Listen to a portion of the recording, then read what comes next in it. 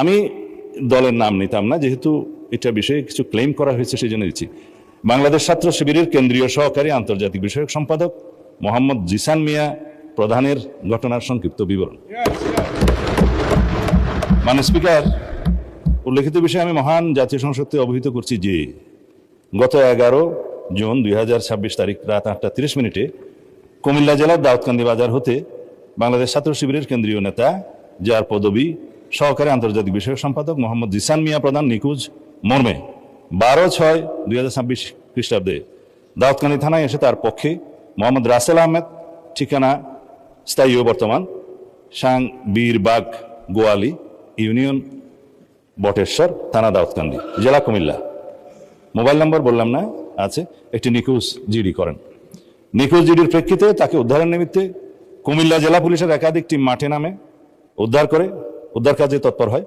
অনুসন্ধানকালীন প্রথমত নিখোঁজ ব্যক্তির আপন চাচাতো ভাই সজীব হাসানের মাধ্যমে জানা যায় গত 5-6 মাস পূর্বে ফেসবুকের মাধ্যমে জনৈক একজন নারীর সাথে মোহাম্মদ জিসান মিয়া প্রধানের পরিচয়ের সূত্র ধরে তাদের মধ্যে মোবাইল ফোনে কথাবার্তা শুরু হয় এবং প্রেমের সম্পর্ক গড়ে ওঠে। মাননীয় স্পিকার, কুমিল্লা জেলা পুলিশের তথ্য মতে বিভিন্ন সময়ে জিসান মিয়া মেয়েটিকে বিয়ের প্রলোভন দেখিয়ে একাধিকবার দর্শন করলে মেয়েটি অন্তঃসত্ত্বা হয়ে পড়ে।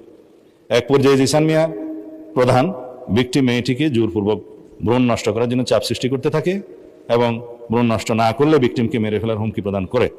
তার এক পর্যায়ে ভিকটিম মেয়েটি জানের ভয়ে ভ্রূণ নষ্ট করতে রাজি হলে জিসান মিয়া প্রধান তার পূর্ব পরিচিত ও ঘনিষ্ঠ জনক সিকান্দর আলীর ওষুধের দোকান হতে ভ্রূণ নষ্ট করার ট্যাবলেট ক্রয় করে ভিকটিম মেয়েটিকে খাওয়ায়।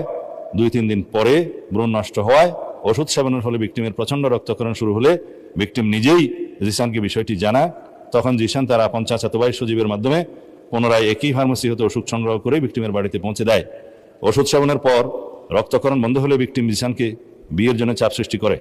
এক পর্যায়ে জিসান 12 জুন তারিখে রোজ শুক্রবার বিয়ে করতে সম্মতি জ্ঞাপন করে, কিন্তু গত 11 জুন তারিখ রাত 8:30 বিয়ে না করার টাল বাহানায় জিসান নিজেই আত্মগোপন করে তার চাচাতো ভাই মোহাম্মদ রাসেল আহমদের মাধ্যমে দাউদকান্দি থানায় একটি নিখোঁজ জিডি করেন।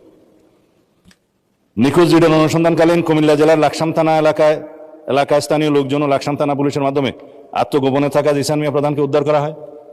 ভিকটিম মেয়েটিকে থানায় হাজির হয়ে মোহাম্মদ জিসান মিয়াকে মেয়েটি থানায় হাজির হয়ে মোহাম্মদ জিসান মিয়া প্রধানকে 1 নম্বর আসামি করে ধর্ষণের সহযোগিতা এবং ভ্রূণ নষ্ট করার অভিযোগে অপর 3 জন যথাক্রমে মোহাম্মদ সজীব হাসান, সিকান্দর আলী ও মোহাম্মদ গোলাম রব্বি সহ মোট 4 জনের নাম উল্লেখ করে এজাহার দায়েরের প্রেক্ষিতে দাউদকান্দি মডেল থানার মামলা নম্বর 13 তারিখ 13/6/2026 খ্রিস্টাব্দ ধারা নারী ও শিশু নির্যাতন দমন আইনের 9(খ)/30 তৎসহ 313, 506 এবং 34 পেনাল কোড রুজু করা হয়।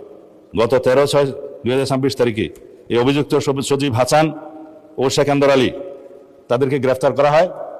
তারা বিজ্ঞ বিচারিক জুডিশিয়াল ম্যাজিস্ট্রেট আদালতে ঘটনায় নিজেদেরকে জড়িয়ে 164 দ্বারায় স্বীকারোক্তিমূলক জবানবন্দি প্রদান করে।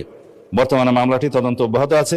যেহেতু মাননীয় স্পিকার, এই বিষয়ে অনেকেই ভেরিফাইড ফেসবুক পেজে তার নিখোঁজের বিষয়টি অন্যভাবে বর্ণনা করে সরকারকে দায়ী করতে চেয়েছিল এবং প্রকৃত ঘটনা উদ্ঘাটনের পরে সেটা আমরা মনে করলাম এই ঘটনা জাতির সামনে প্রকাশ করা দরকার। আমি এই মহান জাতীয় সংসদের মাধ্যমে এটা প্রকাশ করলাম। ধন্যবাদ মাননীয় স্পিকার। ধন্যবাদ মাননীয় স্বরাষ্ট্রমন্ত্রী।